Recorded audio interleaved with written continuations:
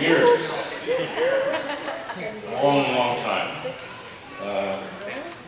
And it's odd that it's always been somehow around cars somehow. And goodness gracious, here we are. All our cars all around us. What a fun time. I really appreciate all you folks taking the time to come out on a Saturday, on a rainy Saturday, and being here and bringing cars with you and bringing your smiley faces and your kids and their neighbors here from our old neighborhood on Missouri Street. There were like 15 or 20 of us. Some of our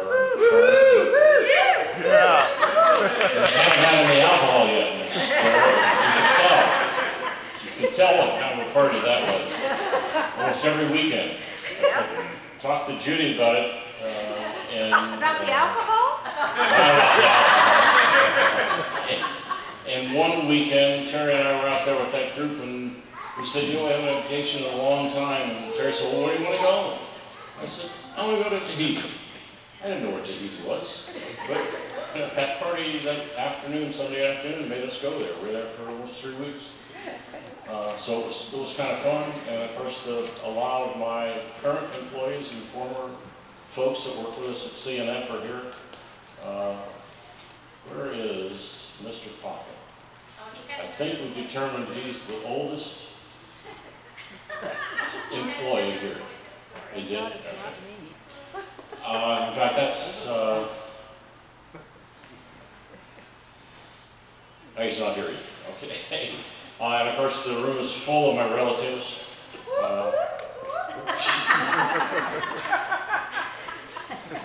Those are your friends. Yeah. You know, you can pick your friends. And of course, there's a bunch of other people there from the automotive organization I belong to, ASC. Quite a few of them are here. I'm glad they took the time out to come from a distance, especially Aaron and Pat Newman. And I do want to tell one little teeny story before we cut this cake. I was talking to my wife the other night about it, and I hadn't mentioned it to anybody in maybe 40, 50 years. And it was when I was in the Cub Scouts. I was probably 8 or 9 years old, and they were going to have what we used to call coaster races, or what do they call them now? Gravity racing cars. No, these were the kind you actually sit on. What's that one they have in India? The soapbox room? Okay, we didn't call them that. We just called them coasters. And the fathers got together with the Cub Scouts, and they built these pretty exotic-looking things that were semi-aerodynamic. You remember this in the 50s. But they still looked pretty cool. And my dad was a milkman, and he was never home during the day when he could help me build these.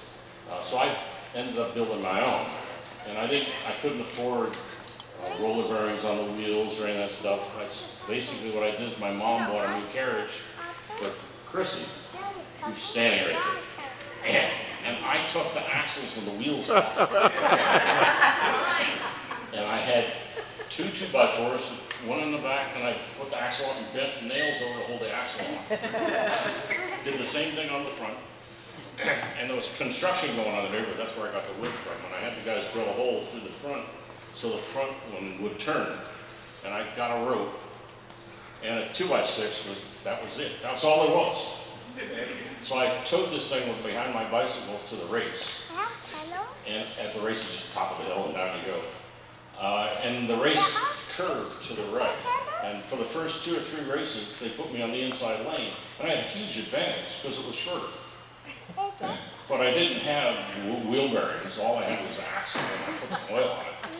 So I was able to win the first couple of races. Finally, they stuck me on the outside against the fastest guy. And I knew I couldn't win. But what they also would do is they had a push bar on the back. The guys would help start the cars off. Well, I didn't have that. It was me they were pushing against.